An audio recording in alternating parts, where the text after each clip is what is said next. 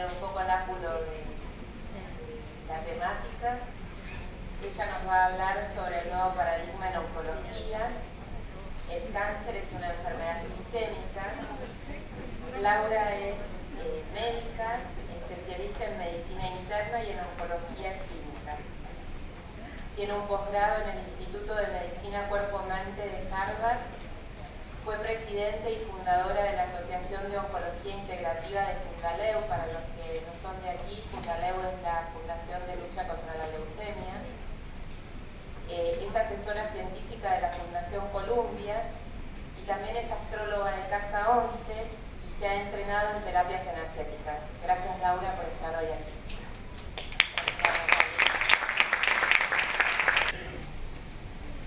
Bueno, para mí es un placer estar acá y poder compartir juntos un rato hablando de este tema que causa tantos sentimientos encontrados.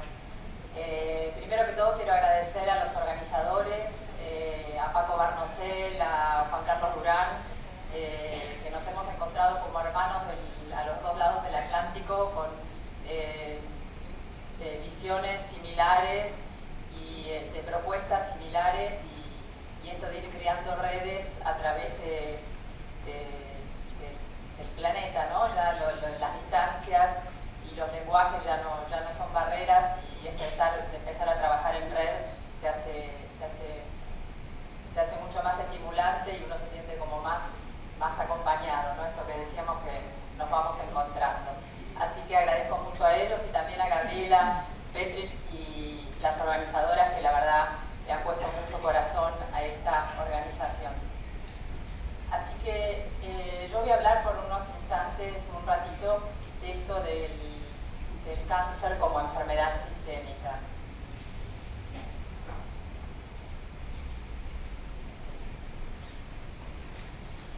Primero que querría poner esto en contexto, creo que estamos todos de acuerdo que estamos en un momento de crisis en el buen sentido, de crisis como una oportunidad para buscar nuevas formas. Creo que muchos de los modelos con que fuimos criados y que fuimos aprendiendo ya nos quedan chicos y estamos buscando nuevas respuestas a preguntas que esos modelos ya no nos proporcionan. Miremos, por ejemplo, el sistema solar, como lo hemos aprendido en la escuela y como lo seguimos viendo en cualquier gráfico que aparece en una revista. Este sistema solar que nos enseñaron con el Sol en el medio y los planetas girando alrededor del Sol. ¿Es verdad? ¿Este modelo es verdadero? En realidad el que propuso esto fue Copérnico en el siglo XVI. Y eso fue un gran cambio, porque hasta entonces se pensaba que la Tierra era el centro del universo. Y justamente esta idea de la Tierra como centro estaba muy sostenida por la religión, por la Iglesia en ese momento. Así que a Copérnico le costó mucho tiempo poder hacer visible su teoría. Y es más, cuando la publicó con un prólogo de una persona de la Iglesia que explicaba que esto era solo un modelo para poder entender mejor, pero que no decía que esto era la realidad. De hecho, uno de los discípulos de Copérnico, cuando postuló su teoría heliocéntrica, su visión de la teoría heliocéntrica, fue asesinado.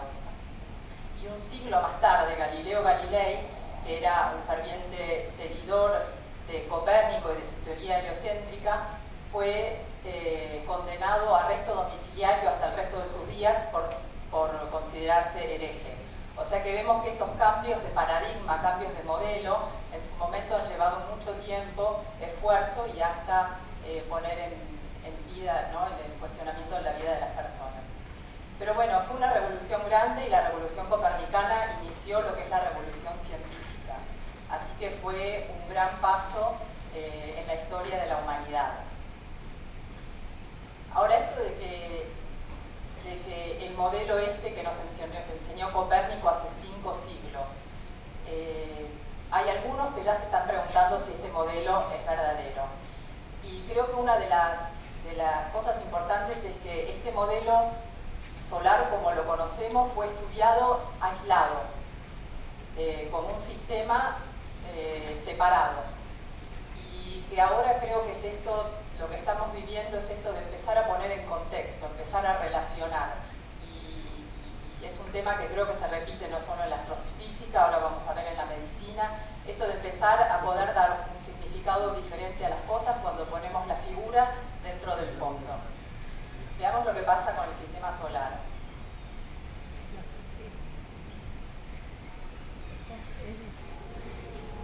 Este modelo heliocéntrico de nuestro sistema solar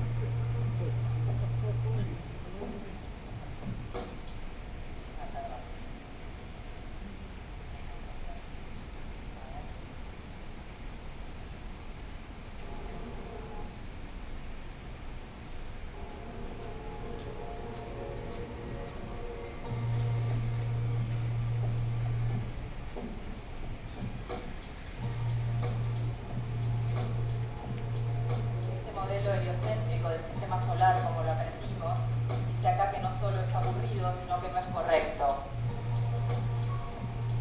Que en realidad el sistema solar, no lo puedo leer, pero bueno,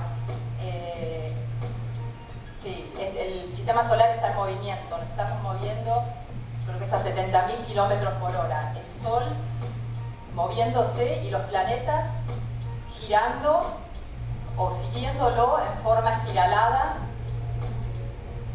atrás del Sol. Acá lo corresponden como si fuese el Sol un cometa y los planetas siguiéndolo atrás como si fuesen la cola del cometa.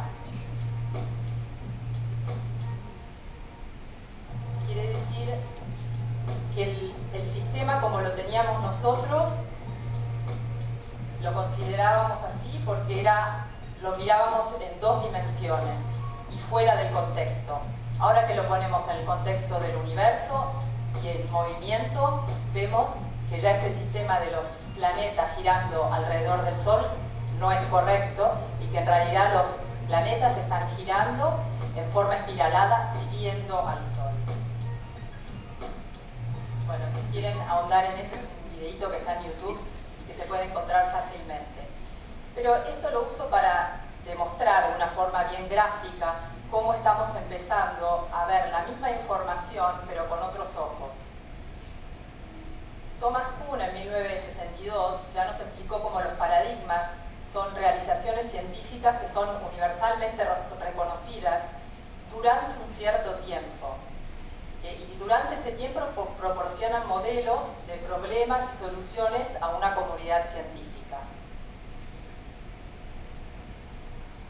Pero ¿qué pasa cuando en ese modelo empiezan a haber preguntas que quedan sin respuestas? Bueno, ese modelo entra en crisis y ahí es cuando se produce una revolución científica y de ahí el cambio de paradigma. Él dice cómo el patrón de desarrollo de la ciencia se va dando por las sucesivas transiciones de un paradigma a otro vía una revolución. Me parece que lo que estamos viviendo en este momento es justamente esa revolución científica. Hay muchas preguntas que los modelos que aprendimos ya no encontramos las respuestas allí y estamos preguntándonos y buscando nuevos modelos, nuevos paradigmas. Y esto sucede no solo en astrofísica, sino que también en medicina. Por eso creo que estamos todos aquí hoy. Así que yo me voy a enfocar dentro de la medicina en lo que es el cáncer. ¿Qué es el cáncer? ¿Qué aprendimos que es el cáncer? Venimos repitiendo de alguna manera que el cáncer es ese conjunto de enfermedades en las que se observa una división descontrolada de unas células que empiezan a invadir los tejidos vecinos y que pueden diseminarse a distancia a otros órganos y que eventualmente hasta podrían causar la muerte de la persona si no se recibe un tratamiento adecuado. Ahora esta teoría viene del siglo XIX. En 1858, Virchow, un médico alemán, postuló su teoría celular en la que decía que una célula que adquiere una alteración, al dividirse pasa esa alteración a las células hijas y así sucesivamente. O sea que cada enfermedad tiene el origen en una célula originaria. Ahora este es un modelo de hace un siglo y medio, un modelo que se describió cuando no existían ni microscopios electrónicos, ni resonancias magnéticas, ni toda la tecnología, ni el pensamiento complejo que estamos desarrollando en todo este año, este siglo y medio que pasó. A partir de esa teoría, lo que se propuso como tratamientos para el cáncer, si esto era un problema localizado de un cúmulo de células que empezaban a repetirse, a multiplicarse descontroladamente, los tratamientos que se propusieron eran bien focalizados y bastante agresivos. Este modelo se modificó en parte en el siglo XX, pero se siguió con el mismo concepto de un grupo de células que comienzan a crecer descontroladamente, solo que en este momento, con las guerras mundiales, la Primera y la Segunda Guerra Mundial, y con todo ese clima bélico, se lo vistió a este modelo con un paradigma más bélico, con un lenguaje más bélico. Ahora se hablaba ya del cáncer como un enemigo que venía a invadir, que había que atacar y derrotar a toda costa. Con esa mentalidad, en ese pensamiento, en ese modelo de pensamiento, se observó que algunos de los gases que se usaban, de los gases tóxicos que se usaban en la guerra, producían disminución de glóbulos blancos, y entonces se empezaron a usar como tratamiento, como quimioterapia para pacientes con linfomas, y veían que tenían buenos resultados. Y es ahí donde nace la quimioterapia, ¿no? Las bombas quimioterapéuticas. Pero me parece interesante ponerlo en el contexto, como todo este lenguaje bélico nació en un momento en que el mundo estaba hablando, por lo menos el mundo occidental, estaba hablando en estos términos bélicos. Ahora sabemos que el cáncer en realidad es un conjunto de más de 100 enfermedades diferentes, que lo que tienen en común, una de las características que tienen en común es este crecimiento descontrolado de las células. Pero es lo mismo que decir infección hace 80 años, cuando una tuberculosis, peste o una gripe eran todos infecciones, no había antibióticos y la gente se moría de esta invasión de microbios. Lo que tenían en común esas enfermedades eran que eran causadas, o se pensaban que eran causadas por ciertos microbios, pero en realidad son enfermedades completamente diferentes. Bueno, lo mismo pasa con el cáncer. Lo que vemos ahora es que el modelo que estamos sosteniendo, esta definición de cáncer que seguimos sosteniendo, no nos responde a un montón de las preguntas que nos estamos haciendo. Algunas de ellas son, por ejemplo, ¿por qué hay personas que fuman y tienen cáncer y otras que fuman y no tienen cáncer? ¿Todo depende de ese grupo de células que empieza a crecer descontroladamente, o habrá algo que el huésped aporta en esta ecuación? ¿Por qué de los fumadores algunos hacen cáncer de pulmón, otros hacen cáncer de vejiga? Si fuese tan lineal como nos explica este modelo, tendríamos que ver resultados similares o causa y efecto. ¿Por qué dos personas con el mismo cáncer que son tratadas con el mismo tratamiento y no tienen el mismo resultado?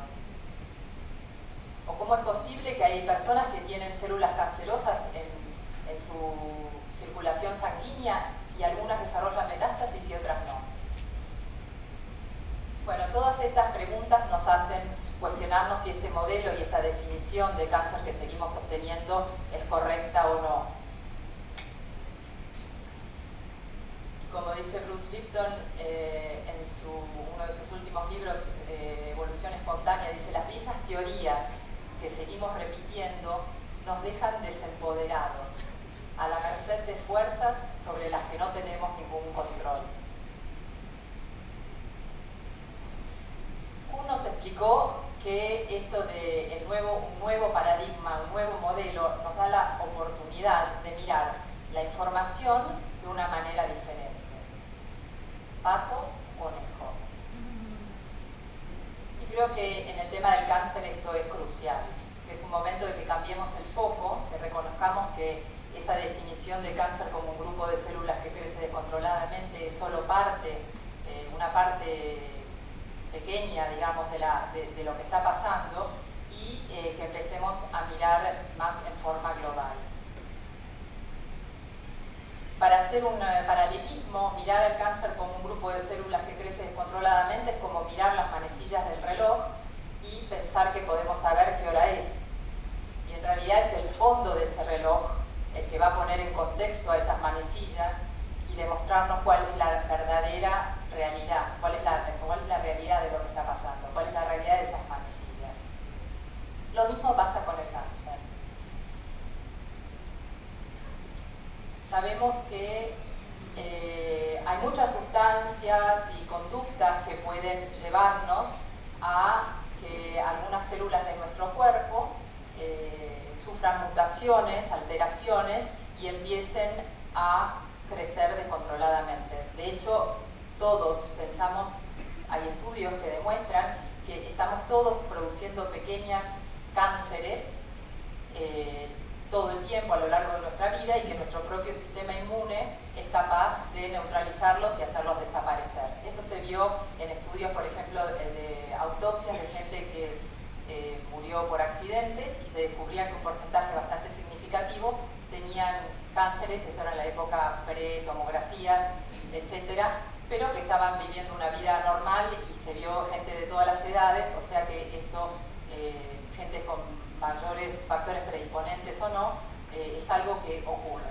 Ocurre porque estamos en contacto con el entorno y el ambiente a través de cómo nos nutrimos, si tomamos alcohol o no, el cigarrillo, la polución ambiental, la radiación ultravioleta, todos los químicos con los que estamos en contacto y últimamente ahora sabemos que hasta la gestión de cómo gestionamos nuestras emociones, todo esto afecta a nuestra biología y sí produce alteraciones, pero en un sistema que está funcionando normal, esas alteraciones, esas mutaciones son reparadas por el sistema de reparación del ADN y seguimos funcionando normalmente.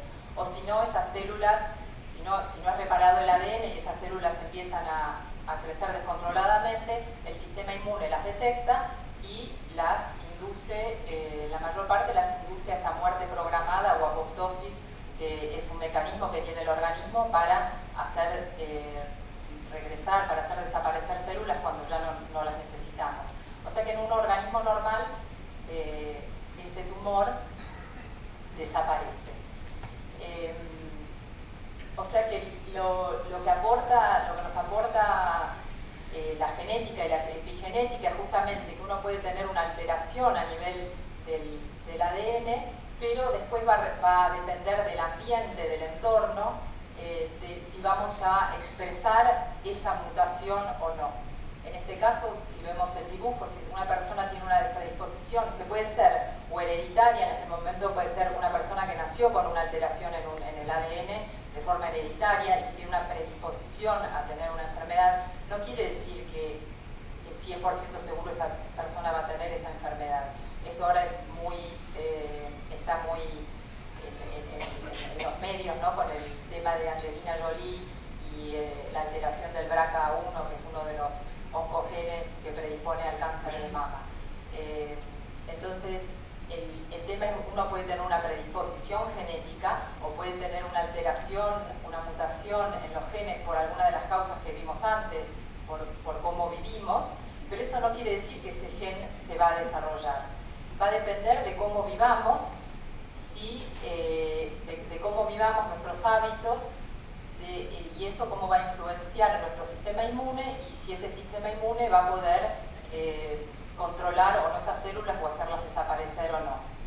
Entonces una persona que tiene una predisposición a tener alguna enfermedad, si se mantiene activo, saludable, comiendo sano, haciendo ejercicio, mejorando la forma en que se vincula o teniendo buen tipo de vínculos, va a desarrollar un fenotipo saludable, como se ve acá en la derecha de esta, bueno, en la izquierda para ustedes, de esta figura. Ahora, si esa misma persona con la misma alteración genética hace una vida de hábitos no saludables, comiendo mal, con estrés, bueno, fumando, teniendo vínculos conflictivos a repetición, bueno, esa persona va a desarrollar un fenotipo, como vemos, ahí se ve claramente un fenotipo no saludable, bueno, en este caso es más gordito, más no saludable.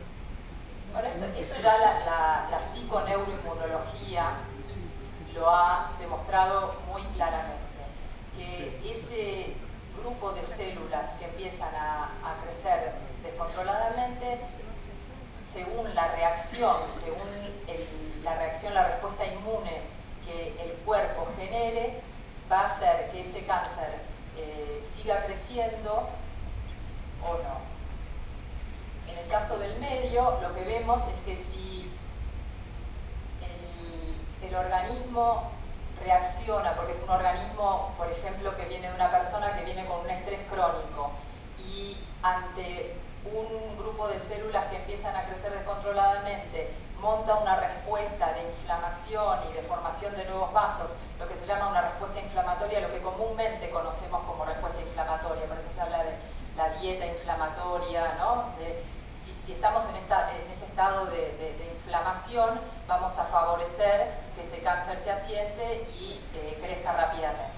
Si por el contrario, como vemos acá a la izquierda, tenemos un sistema inmune que trabaja más o menos bien, va a producir otro tipo de inflamación, como vemos inflamación ahí está en otro color para significar que no es que el organismo no monta una respuesta inflamatoria, es que es otro tipo de respuesta inflamatoria, va a hacer que ese cáncer sea controlado. Y en el mejor de los casos, y es lo que nos pasa todo el tiempo y durante muchísimos años, mientras estamos saludables, es que el sistema inmune monta una respuesta inflamatoria, que acá la puse en verde, con citoquinas y linfocitos T, que son capaces de neutralizar esas células cancerosas y detener la formación de nuevos vasos, y entonces el cáncer desaparece. Entonces la pregunta, ¿el cáncer de qué depende? ¿De esas células que se mutaron por el cigarrillo, por comer mal, o de la respuesta inmune que el cuerpo pueda montar frente a la presencia de esas células? ¿O de ambas cosas?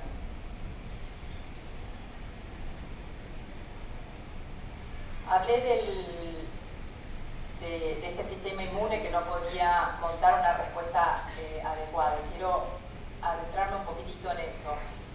La teoría del estrés nos muestra cómo frente a un estresor, si podemos montar una respuesta, responder a ese estresor y después tener un momento de relajación y de recuperación, estamos listos para cuando viene otro estresor poder de nuevo responder con una respuesta adecuada y poder suprimir, digamos, ese estresor. El problema es cuando apretamos ese botón de emergencia, ese estresor repetidamente, y no nos damos el tiempo de poder recuperarnos antes de que venga el próximo estresor. Es ahí donde se va acumulando lo que se llama esa carga alostática, ¿no? de todo eso que vamos acumulando, que no podemos volver a un sistema, a un nivel de equilibrio antes del próximo estresor, y vamos acumulando esa carga alostática que se traduce en una vulnerabilidad para la enfermedad. Esto se ve muy claramente en lo que es el síndrome metabólico. Para los que están familiarizados con el síndrome metabólico, es ese síndrome que antes pensábamos que eran diferentes. Una persona podía desarrollar diabetes o presión alta, hipertensión o enfermedad cardiovascular, y ahora vemos cómo es un continuum que se va dando por una acumulación de carga alostática, una persona que empieza a ganar peso, a tener resistencia a la insulina, hiperglucemia, hipertensión arterial, enfermedad cardiovascular, bueno, y termina con un infarto o con un accidente cerebrovascular. Es como un continuum que se va dando. A mí siempre me divierte pensar en este ejemplo, porque digo, cómo la medicina, como hemos clasificado todo, una persona que tiene este síndrome, que se va dando como un continuum, en realidad tiene que ir al endocrinólogo para la diabetes, al clínico, digamos, para la presión arterial. Cuando se complica un poco, tiene que ir al cardiólogo para el tema, o sea que va a 3, 4 médicos diferentes para un síndrome que es uno solo, y bueno, es así como está la medicina, ¿no? Fragmentada, y es difícil que un solo médico pueda poner todo en contexto. Bueno, está el tema del estrés y está el tema de las emociones. Creo que esto también se habló bastante, o se evocó bastante en las diferentes charlas. Y me atrevo a decir que somos seres fundamentalmente emocionales. Sí, podemos, está bien, somos seres humanos, tenemos la corteza prefrontal, todo el poder cognitivo, pero cada uno sabemos que frente a una situación de crisis emocional no podemos ni pensar. Es como que las emociones, todavía estamos en ese aprendizaje de cómo lidiar con nuestras emociones. Y Y lo que sabemos ahora bien, y gracias a todos los que hacen todo tipo de trabajo corporal consciente, es cómo las emociones están en el cuerpo. De hecho, cuando decimos sentí miedo, si lo queremos describir, todo lo que describimos son sensaciones del cuerpo, que el corazón me empezó a palpitar más rápido, que se me cortó la respiración, que sentí una opresión. Mucho de la carga que llamamos emoción es corporal. Si le sacamos la corporalidad, es como que queda solo una carcasa, digamos, pero no esa sensación que realmente relacionamos con las emociones. Y si bien hay patrones de cómo sentimos las emociones en el cuerpo, sabemos que esto no es tan lineal, que en general la mayoría de la gente puede pensar, no sé si ven el tercero de abajo, empezando acá desde la izquierda, cómo uno puede sentir que una depresión es una falta de energía en todo el cuerpo, con algo más oscuro, más frío. Eso es como en general sentimos ese sentimiento, esa emoción. Y traigo esto a colación porque hay muchas propuestas que tratan de explicar todo esto de forma muy lineal. Si tenés miedo lo sentís acá y entonces te pasa esto. Y en realidad no somos lineales ni somos todos iguales. Y cada uno sentimos diferentes y metabolizamos cada experiencia que tenemos de forma diferente. No podemos decir que lo mismo que le causó miedo, le dio miedo a una persona, le va a dar miedo a todas las personas. Entonces, por eso todo este nuevo paradigma que propone una visión bien personalizada e individualizada, ¿no? de lo que le está pasando a cada persona con lo que esa persona es, y no estigmatizar o tratar de clasificar nuevamente como si fuese todo causa-efecto de forma lineal. Bueno, y para unir estos conceptos, a lo que quería llegar es esto, a lo que propone la psiconeuroendocrinoinmunología, que desde los años 70 lo que demostró es toda esta interrelacionalidad entre todos los sistemas de nuestro cuerpo, ¿no? Ya no como sistemas aislados, sino entender que el sistema neurológico, endocrinológico, inmunológico, están todos conectados e interactuando continuamente de forma dinámica. O sea que,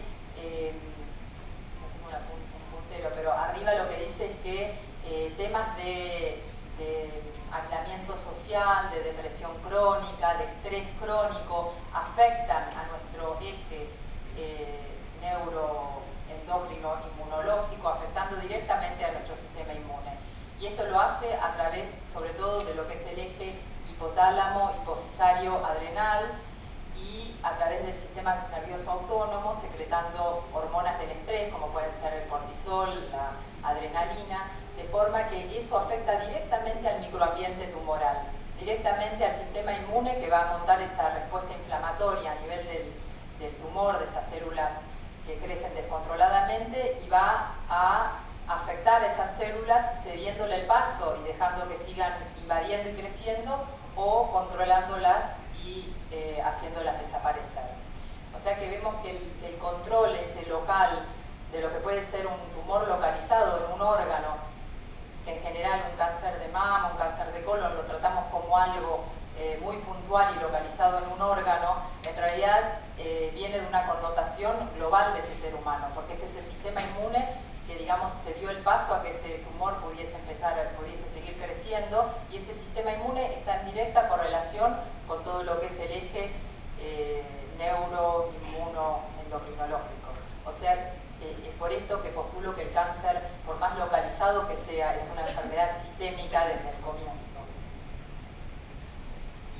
O sea que por lo menos tendríamos que empezar a completar de lo que es el cáncer, esta primera parte, que es una enfermedad caracterizada por este crecimiento descontrolado e invasivo de un grupo anormal de células. Por lo menos tendríamos que completarla con que este crecimiento se da en un organismo con un sistema inmune y con una red psiconeuroinmunoendocrinológica que está disfuncional o en falla y que no tiene la capacidad de reconocer esas células y eliminarlas. O sea, esto sería lo que sería poner las agujas del reloj dentro del contexto. Son esas células, pero dentro del contexto que permite que esas células sigan creciendo. Y lo que es interesante es que esto nos hace ver justamente a la persona en forma global, porque vemos que todos los factores de riesgo que tienen que ver más con lo social, lo ambiental, de cómo nos vinculamos, de cómo vivimos, cómo afectan a ese cerebro que es nuestro sintetizador de las experiencias, que es un sintetizador que es dinámico y es adaptativo. Cada experiencia que tenemos, el cerebro nos da la capacidad, con todas sus antenas y todos sus sistemas sensoriales, nos da la capacidad de poder interpretar esa experiencia y poder traducirla a nuestra biología. O sea, fíjense que no estoy hablando de lo que nos pasa, de la experiencia en sí, sino de nuestra percepción de las experiencias, ¿no? Y el cerebro como esa gran antena y gran sintetizador que hace esa traducción al cuerpo, que traduce nuestras experiencias, nuestras sensaciones, lo que percibimos en biología, porque lo traduce directamente a todas esas sustancias que vimos de hormonas, neuropéptidos y neurotransmisores que van a afectar directamente nuestra biología interna y que van a permitir que sigamos en un equilibrio saludable o no y que puedan empezar a aparecer enfermedades o hacernos susceptibles a enfermedades. Bueno, esto es lo que dije, me parece que esa es la forma de poner en contexto, que sería como poner en contexto ese sistema solar dentro del gran cosmos. Es lo mismo empezar a poner lo que vimos de forma aislada y fragmentada en el contexto y darle otra significancia. Bueno, a partir de ahí es que nace la propuesta de la oncología integrativa como una forma, una mirada de la medicina donde se combina lo que es la medicina convencional con la cirugía, la radioterapia, la quimioterapia, para poder controlar a esas células que crecen descontroladamente cuando ese sistema inmune está en falla y no lo puede hacer, y al mismo tiempo la utilización de técnicas complementarias que van a fundamentalmente poder estimular ese sistema inmune y esa red psiconeuroinmunoendocrinológica para que el propio cuerpo pueda recuperar esa capacidad de mantener ese equilibrio interno, de volver a un equilibrio y de mantener ese equilibrio interno. Y bueno, estas técnicas complementarias que mucho tienen que ver con la alimentación, con el ejercicio, con el respeto de los ritmos circadianos, del ciclo del sueño, y también con todo el tema de lidiar con las emociones y gestionar con las emociones. Mucho de esto, de este desequilibrio, tiene que ver con este sistema nervioso autónomo. Yo les explico que es como que tenemos un acelerador y un freno dentro nuestro, ¿no? Y si estuvimos apretando mucho el acelerador, bueno, ese sistema ahora está en desequilibrio y es volver a llevarlo a un equilibrio. Y bueno, para esto muchas de las técnicas que vienen de la medicina oriental, que están enfocadas en preservar la salud, justamente es a lo que apuntan, a mantener ese equilibrio interno. Nosotros en Occidente estamos más enfocados en atacar la enfermedad, esperar a que aparezca y atacar la enfermedad, pero desde Oriente venimos aprendiendo, ellos vienen practicando hace muchísimos años en cómo mantenerse sanos.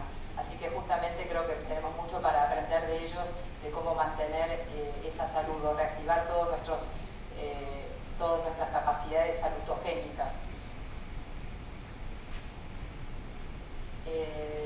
Quiero agregar acá que la oncología integrativa no rechaza la medicina convencional, cree que hay un lugar para la cirugía, para la radioterapia, para la quimioterapia, pero tampoco acepta cualquier tratamiento complementario de forma indiscriminada. En general, las personas con una enfermedad que afecta a todo su sistema pueden estar en condiciones muy delicadas y hay ciertas restricciones que tenemos que saber, de ciertos cuidados especiales que tenemos que saber de una persona con cáncer y además una persona que está recibiendo tratamientos. Hay ciertas cosas que la pueden beneficiar y ciertas cosas que no, o sea que hay que ser cuidadoso, que no es que se puede hacer cualquier cosa. El típico ejemplo, una persona con metástasis en los huesos no puede estar sometida a cualquier tipo de masaje o con bajas plaquetas y masajes con presiones muy altas. Digo, eso es como un ejemplo bastante gráfico, ¿no? Y lo que me gustaría agregar es que esto de las terapias complementarias ya es un término que que la verdad me cuesta mucho, porque el hecho de decir, bueno, hago lo convencional y lo complementario, siempre deja lo complementario como en segundo lugar y como, bueno, si tengo tiempo lo hago, ¿no? Si tengo tiempo, me sobra energía y dinero, lo hago. Y me parece que es una parte fundamental justamente del tratamiento del cáncer, al mirarlo como un problema sistémico, y que todas estas terapias que apuntan a reforzar el sistema inmune y a volver a ese sistema psico-neuro-inmunoendocrinológico a su equilibrio son tan importantes como el tratamiento convencional. Y por eso no me gusta usar esto de terapias complementarias, tampoco estoy de acuerdo con esto de no convencionales, porque siempre las deja como en un segundo lugar. Y creo que tenemos que buscar alguna forma de pasar este mensaje. Por ahora yo uso esto de reforzar el sistema inmune y la red psico-neuro-inmunoendocrinológica, pero que el tratamiento del cáncer son las dos cosas al mismo tiempo, y no es una y después la otra, ni una más importante que la otra. Bueno, esto es una visión bastante médica. Yo soy médica, después me fui ampliando con otras técnicas, incursionando en otros ámbitos, pero esto es una parte más médica. Ahora, es verdad que en este simposio estuvimos escuchando un montón de propuestas que hablan de otra forma de entender, de significar una enfermedad. Y esto me hace preguntarme si esas personas que desarrollan un cáncer, porque hay personas que desarrollan un cáncer y otras que no, si lo único que tienen en común es esto de estuvieron expuestas a agentes nocivos que indujeron esas mutaciones y las encontró en un momento de falla de su sistema, en un momento después de un estrés importante o de un conflicto emocional importante. ¿Es eso lo único que tienen en común o hay algo más? Y bueno, creo que el actual paradigma que está en crisis es, acá como dicen estos autores, se beneficiaría de integrar teorías pertenecientes y otras ajenas al sistema de investigación actual, ¿no? Salir un poco de la mirada esa médica y empezar a mirar desde otras miradas. Yo creo que es la propuesta justamente de empezar a intercambiar ¿no? entre médicos y sanadores. Perdón. Esto es lo que estaba diciendo. Entonces, este nuevo paradigma que está emergiendo, creo que uno de los conceptos más importantes es esto de que podemos aprender de la teoría de los sistemas. Nos enseñaron, por lo menos en la escuela de medicina, nos enseñaron que somos como si fuésemos el motor de un auto, como una máquina, ¿no? Y que podemos sacar un órgano y trasplantarlo y poner otro. Y ya sabemos que ese modelo no responde a nuestras preguntas, que evidentemente somos más como sistemas complejos, como cualquier ser vivo, que somos un sistema complejo con muchos niveles de organización, cada nivel con su propia estructura, su propia funcionalidad, sus propias propiedades, y que necesita energía para mantenerse en equilibrio y en autorregulación. Si pensamos en el ser humano, tenemos el primer nivel, sería el nivel celular, cada célula con su propia estructura, su propia forma, sus propias funciones, según el lugar del cuerpo donde esté, sus propias características, y cuando esas células se juntan para formar un tejido o un órgano, ya nacen propiedades nuevas, esas propiedades emergentes. Por ejemplo, una célula que produce ácido clorhídrico, que puede ser una célula del estómago, al juntarse esa célula lo que puede hacer sí es escupir ácido clorhídrico, pero es solamente cuando esa célula se junta con todas estas otras células para formar un estómago que van a poder contraerse, liberar ácidos y transformar lo que es un alimento sólido, digamos, en un líquido. O sea que esa propiedad de poder transformar ese alimento la tienen porque están todas juntas y emerge esa propiedad nueva que es de parte de la digestión, que no tenían cuando estaban solas. Y lo mismo si juntamos a ese estómago dentro del sistema digestivo, ya cuando muchos órganos se unen entre sí, y ya las capacidades que tiene ese sistema digestivo va a ser más que la suma del estómago, del intestino, de la boca, del esófago. Ya vamos a poder, estamos hablando de propiedades que nos hablan de poder tomar la esencia de lo que ingerimos por la boca, sacar, discriminar eliminar y sacar lo que nos sirve, poder rechazar lo que no nos sirve, toda una complejidad en el sistema digestivo que solo adquirimos cuando vamos pasando a un nivel de mayor complejidad en ese sistema. Pero todo es importante, la célula que produce el ácido clorhídrico, como todo ese órgano, como todo ese sistema. Bueno, y ese sistema, dentro de eso después todos los sistemas juntos que forman el ser humano, que tiene capacidades que cada sistema de por sí no tiene. Y ese sistema que sigue creciendo porque no somos seres aislados, estamos dentro de una familia y un grupo social, y eso también forma parte de ese sistema complejo. Son solo diferentes niveles de complejidad dentro de un sistema complejo. Cada nivel con su estructura, su funcionalidad, sus propiedades propias. Y cada vez que pasamos a un nivel mayor, nacen propiedades emergentes. Entonces, si nos entendemos desde este concepto, y adquirimos también el concepto de lo que nos muestra la física cuántica y las teorías de los campos bioenergéticos, de cómo somos, como decía el doctor Garnier la otra vez, no somos, el átomo puede estar como materia y como energía. Nosotros también somos un saco de partículas, decía, ¿no? De partículas, y también tenemos nuestra parte energética, nuestro cuerpo energético. Y de nuevo, son todos niveles en ese sistema complejo de organización que están interrelacionados dinámicamente y todo el tiempo están en interacción unos con otros. Veamos cómo sucede esto. Esta es una representación gráfica de nuestro cuerpo físico, y algunos estarán familiarizados con nuestro cuerpo energético, con las diferentes capas. Digamos, la primera capa después del cuerpo etérico sería la capa del cuerpo astral, que alberga todas nuestras emociones. Después el cuerpo mental con todos nuestros pensamientos, ¿no? Este es un concepto bastante diferente de lo que sabemos en medicina. Pensamos que los pensamientos están dentro de la cabeza y del cerebro, ¿no? Empezar a pensar que no, esto está dentro de los pensamientos, que no los podemos tocar, pero que existen, ¿no? Y las emociones, lo mismo, son energía y ya no están solamente dentro del cuerpo, nos exceden ese cuerpo físico que tenemos, ¿no? Y después lo que se llama el cuerpo causal o divino, que es nuestra parte más espiritual, donde se encuentra el sentido de la vida, nuestras aspiraciones, nuestros deseos, y todos esos sistemas interactuando dinámicamente. Sabemos de la sabiduría popular, y ya hay estudios epidemiológicos que demuestran que personas que desarrollan un cáncer en general tuvieron una crisis importante en los últimos 18 meses antes del diagnóstico, ya sea por un despido a nivel laboral, por un divorcio conflictivo, por un año de mucho estrés laboral, por la pérdida de un ser querido. Y bueno, ahora empezamos a entender, mirándonos como este sistema complejo, cómo la emocionalidad, el estrés mental, la falta de sentido de vida afectan en ese sistema complejo, afectan a los otros niveles del sistema, y van a afectar entonces así al cuerpo y hasta el nivel celular, y de ahí para arriba, ¿no? Todo está en relación, en intercambio. Y bueno, otra de las preguntas que nos hacemos con este modelo que sostenemos ahora del cáncer, otras preguntas que quedan sin responder, es ¿qué es el cáncer? ¿Es en realidad una enfermedad? Porque ¿qué es el cáncer dentro de la salud y la enfermedad?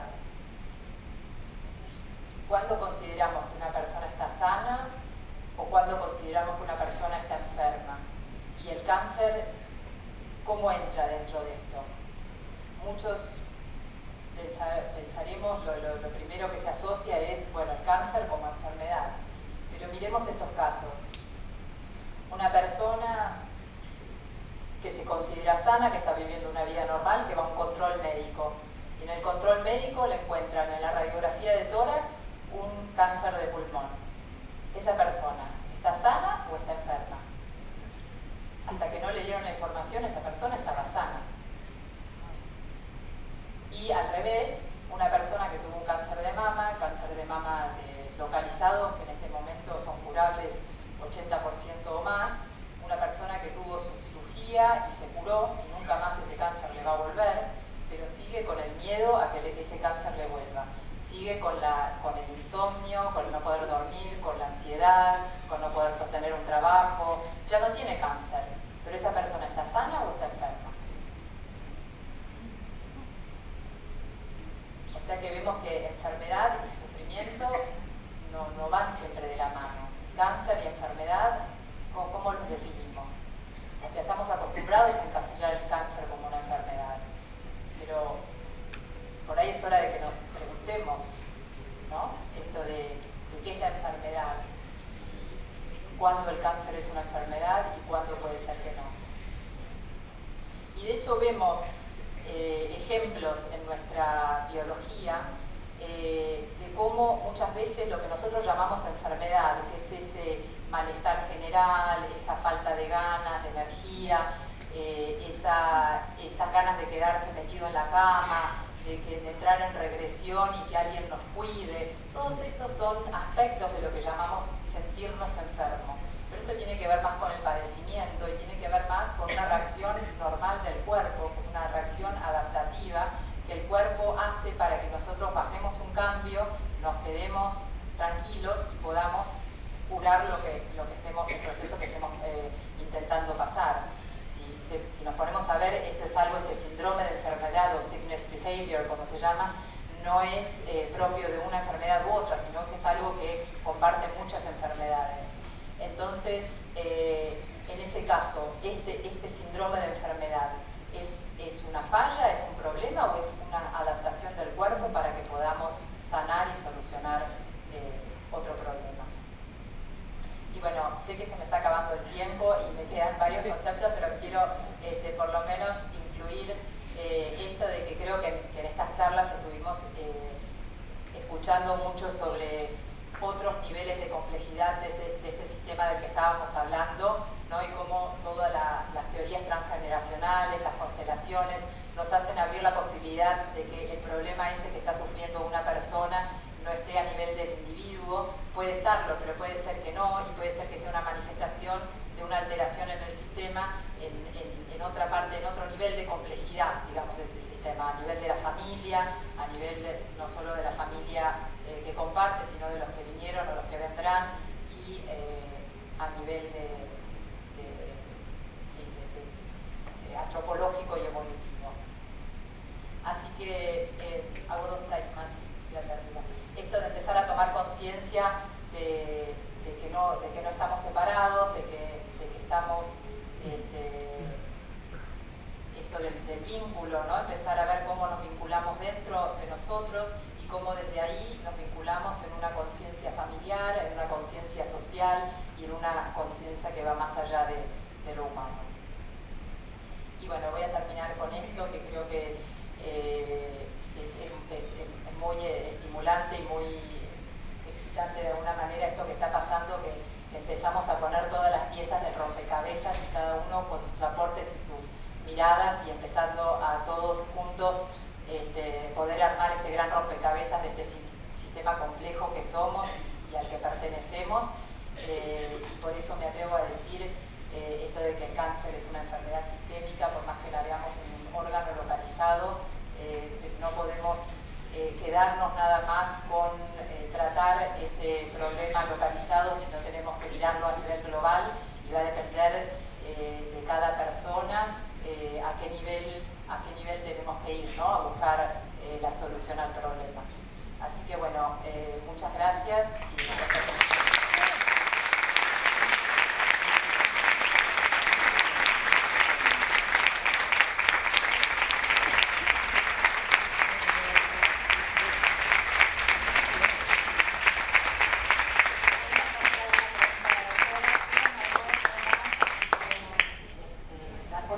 y poder ir al break, ¿sí?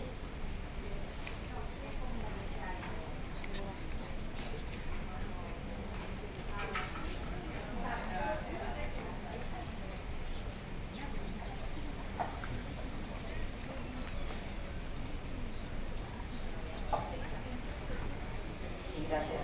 Bueno, mi nombre es Vilma, soy psicóloga, logoterapeuta y astróloga también. Y bueno, me quedé con la pregunta esta que vos lanzabas, ¿qué es el cáncer? A mí hace 6 años me operaron de cáncer de mama, hice quimio, rayos, hice algunas terapias complementarias también, pero desde mi perspectiva, y un aporte sumamente humilde, pero desde mi experiencia, para mí el cáncer fue uno de mis más grandes maestros. Aprendí a vincularme conmigo y con la gente.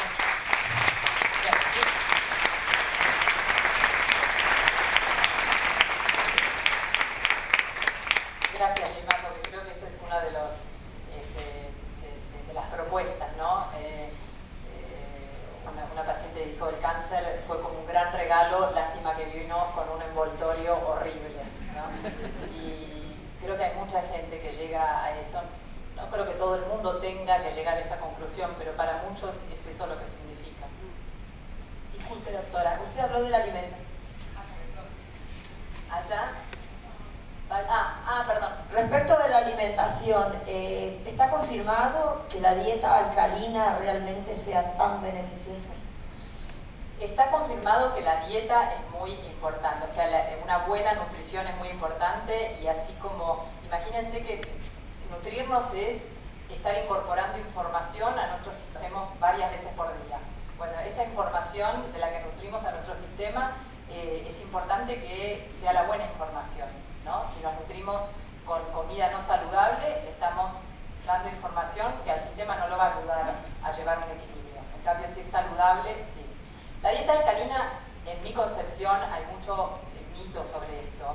Es verdad que nosotros tenemos, dentro del cuerpo tenemos que regular nuestro pH, que es ese nivel de acidez o alcalinidad, y lo tenemos que regular de una forma muy justa, pero esto es como la temperatura. No podemos vivir ni a menos de 35 grados, ni a más de 40, más de 40 y pico. Digo, el rango, ¿no?, de oscilación es muy pequeño, pero eso sucede con todo, con presión arterial, con temperatura, también con la acidez, alcalinidad.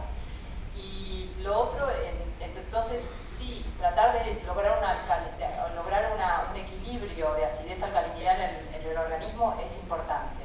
Nuestro estilo de vida nos lleva a que comemos más nutrición ácida, que el estrés con el que vivimos produce acidez, así por decirlo simplemente. O sea que nuestro estilo de vida nos lleva a un medio interno más ácido. Por eso esto de proporcionar alimentos alcalinos para poder contrarrestar. No es lo único, y además la alcalinidad, por ejemplo, se puede conseguir con una de las técnicas, es masticar muchas veces y tranquilo, porque la saliva alcaliniza los alimentos. Entonces, mientras que comas saludable y comas y mastiques mucho, ya estás enviando un montón de alcalinidad al cuerpo.